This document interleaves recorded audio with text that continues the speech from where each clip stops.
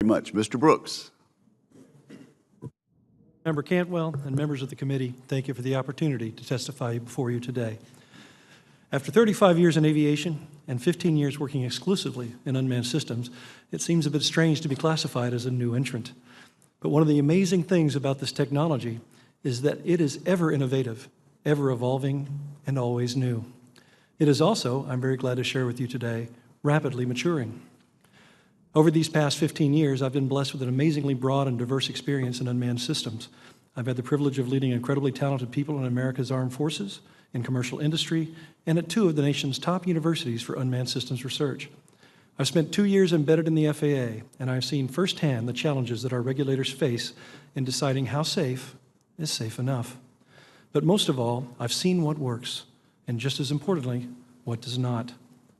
First, what works is blending innovative unmanned technologies with proven aviation practices and a culture of safety. At Mississippi State's Raspet Flight Research Laboratory, we have proven that. We operate the newest, largest, and most technically advanced fleet of unmanned aircraft in academic use today. Our pilots and maintainers are fully qualified and FAA licensed to fly and maintain both manned and unmanned aircraft. We hold FAA approvals to fly in over 6,000 square miles of national airspace, and we routinely fly in the same traffic patterns, using the same procedures with manned aircraft. We get to do this because we demand the same level of competence, the same level of professionalism, and the same level of safety as any manned aviation organization in the country.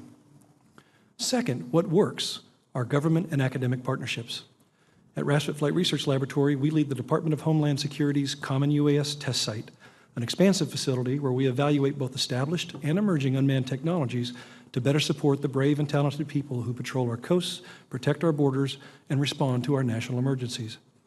Mississippi State University also leads the FAA's UAS Center of Excellence, comprised of 23 of the world's top unmanned systems research universities. To date, the results from over 20 of our research projects are directly informing and improving FAA policy, guidance, and rulemaking. No other organization has done more, and in less time, to advance unmanned systems integration than the Assure Center of Excellence. Third, what works is interagency collaboration. For many years, I've had the privilege of co-chairing the UAS Science and Research Panel, which coordinates and conducts UAS research across 8 federal agencies. The SARP, as it is known, brings together the technical, policy, and operations experts from these organizations to focus on one key problem at a time and to resolve it in a year or less. Recently, the SARP defined what may be the most important number in all of unmanned aviation, the minimum safe distance at which UAS may operate in proximity to other aircraft. Today, the SARP is tackling how UAS operations can be safely enabled at or near our nation's airports, and we'll be sharing those answers shortly. And finally, what works is industry engagement.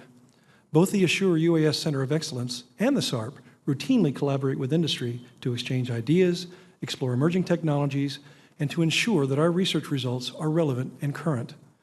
Industry is where innovation happens, and we in government should never forget that. Now, throughout my testimony, you may have noticed a common thread that focus breeds success. Focused organizations, such as the Center of Excellence and the SARP, have produced the most relevant, the most effective, and most substantiated body of evidence to support key decisions by both industry and government alike. By following our model of scoping and prioritizing key problems, selecting team members for expertise and effectiveness, and putting strong, accountable leadership in place, our nation's government can achieve more in less time and more safely than ever before. Members of the committee, as I close my testimony, I'll leave you with some specific points where your leadership can make a difference. First, support what works and question what doesn't. Success in UAS integration has always come in bites, not in meals. Those who, 15 years ago, were trying to solve all of our problems at once are still trying. Meanwhile, those teams that have focused their energies on specific problems have succeeded. Second, set deadlines and enforce them. Some of the most significant advances in UAS integration have come, not coincidentally, following mandates from Congress, mandates that were tied to specific short-term deadlines. The key is in scoping legislation to ensure that the goals you set are aggressive yet fair and that they are achievable safely. Third, and most specifically, I ask for your support in removing unnecessary layers of review from our nation's unmanned systems research programs. Due to a recent policy change mandating department-level review, it now takes up to 6 times longer for the FAA to approve UAS Center of Excellence research. Such reviews add no discernible value nor perceivable effect other than slowing a once-efficient process from a few weeks to many months. Chairman Wicker, Ranking Member Cantwell, and members of the committee, I thank you again for the opportunity to testify before you today.